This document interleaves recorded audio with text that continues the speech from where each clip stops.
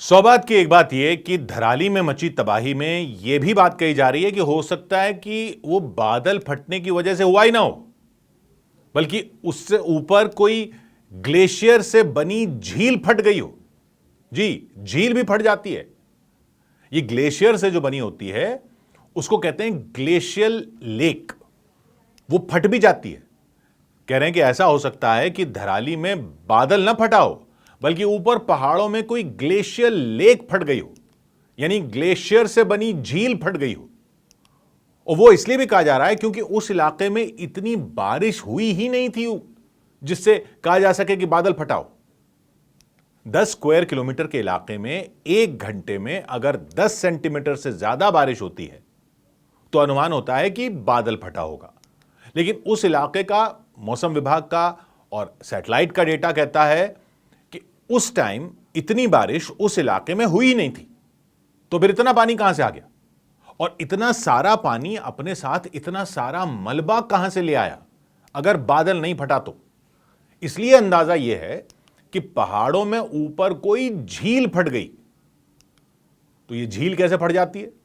Public तो झील का मतलब यह समझती है ना कि कोई बड़ा सा कटोरे जैसा जमीन का इलाका होता है जिसमें पानी भरा होता है। ये झील फट कैसे सकती है?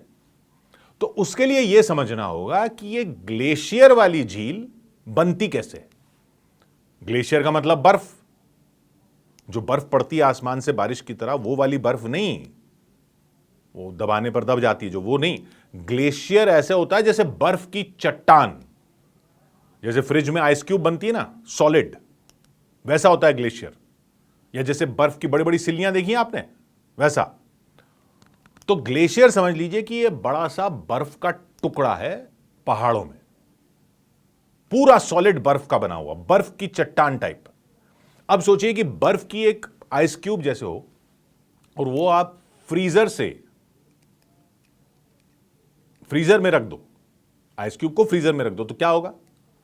वो आइस क्यूब फ्रीजर में पड़ी रहेगी, उसके आसपास थोड़ी और सफेद बर्फ जम जाएगी और वो आइस क्यूब वहां से हिलेगी नहीं।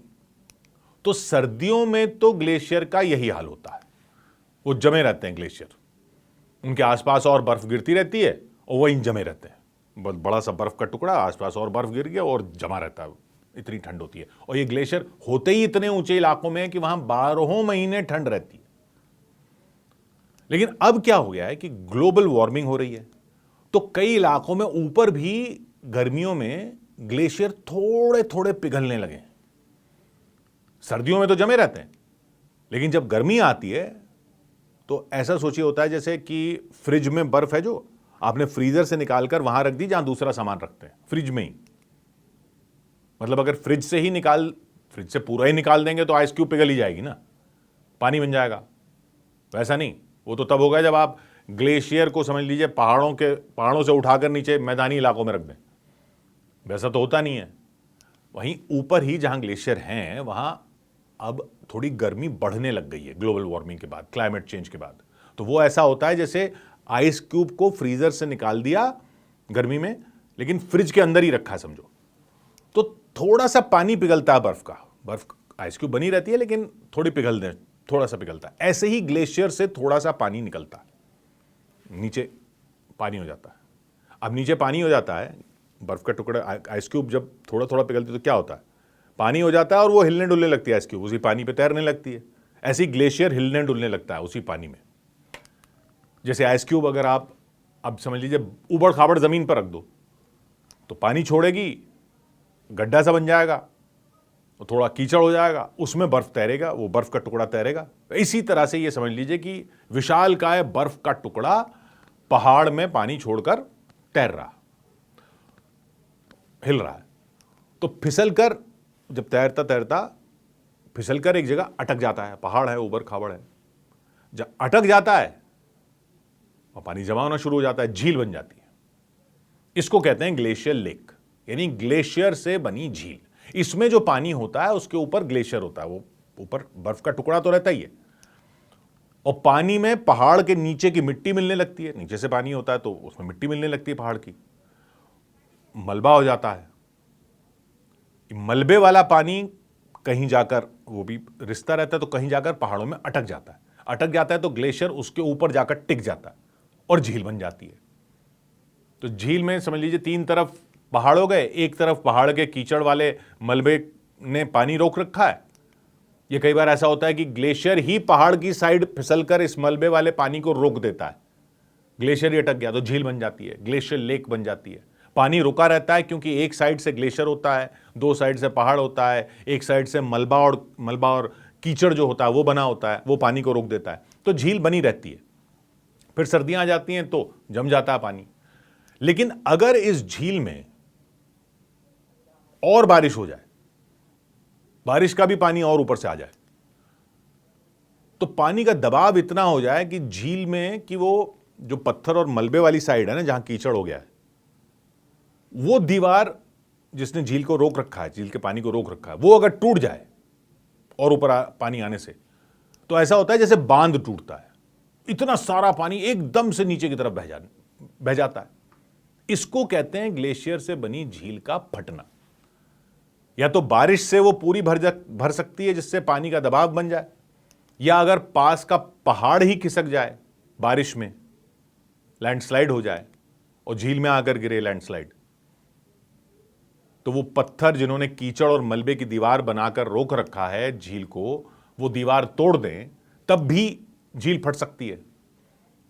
या कोई हल्का सा भूकंप भी आ जाए तब भी ये हो सकता है, हिलाओ पानी छूट गया। उत्तरकाशी में तो आते भी रहते हैं छोटे छोटे भूकंप, छोटे वाले। तो खैर जो भी हो, जो भी वजह रही हो, ये जो ग्लेशियर से बने झीलें हैं, ये जो बन जाती हैं ग्लेशियर से, इनका पानी यानी कि बहुत ही कच्चे तरीके से कहीं रुका हुआ होता है, अटक जाता है, वो वैसे होता है। और वो कच्ची पत्थरों और मलबे की साइड वाली झील की दीवार जो होती है, अगर किसी भी वजह से उसमें दरार पड़ जाए तो पानी ऐसे बहते हुए आएगा मलबे के साथ जैसे धराली में आया। क्योंकि मौसम विभाग के आंकड़े तो दिखा रहे हैं कि बारिश तो वहां उस टाइम उतनी रिकॉर्ड ही नहीं हुई कि कह सकें कि बादल फटा। बादल फटने की परिभाषा है कि 10 स्क्वायर किलोमीटर में 1 घंटे में 10 सेंटीमीटर बारिश होती है तो कहते हैं कि बादल फट गया। उतनी बारिश तो रिकॉर्ड ही नहीं हुई।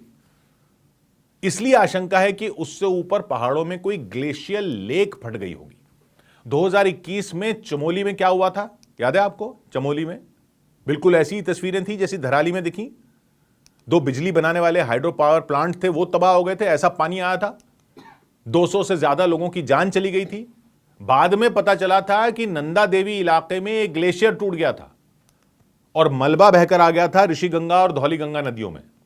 वैसा ही कुछ धराली में दिखा, क्योंकि धराली में भी खीर गंगा में जितनी तादाद में पानी और मलबा आया वो वैसा ही था जैसा चमोली में दिखा था। और 2013 तो सबको पता ही है जो केदारनाथ में हुआ था, सब लोग जानते हैं, वहां भी यही पता लगा था कि ऊपर पहाड़ों में ग्लेशियर से बनी झील फट गई थी। तो ये समझ लो कि रेत में आप जैसे दीवार बनाकर पानी भर दो, रेत में या मिट्टी में, जैसे खेतों में क्यारी बनाते हैं ना, वैसे ये ग्लेशियर वाली झीलों की दीवारें ऐसी होती हैं, इसलिए खतरनाक हो सकती हैं। ग्लोबल वार्मिंग हो ही रही है, धरती का तापमान बढ़ रहा है, क्लाइमेट चेंज हो रहा है, ग्लेशियर पिघल रहे हैं और हमारे जीते जी हो रहा है। यह भविष्य की बात नहीं जो हॉलीवुड की साइंस फिक्शन फिल्मों में दिखाते हैं, यह तो अभी से होना शुरू हो गया है। 100 बात की एक बात।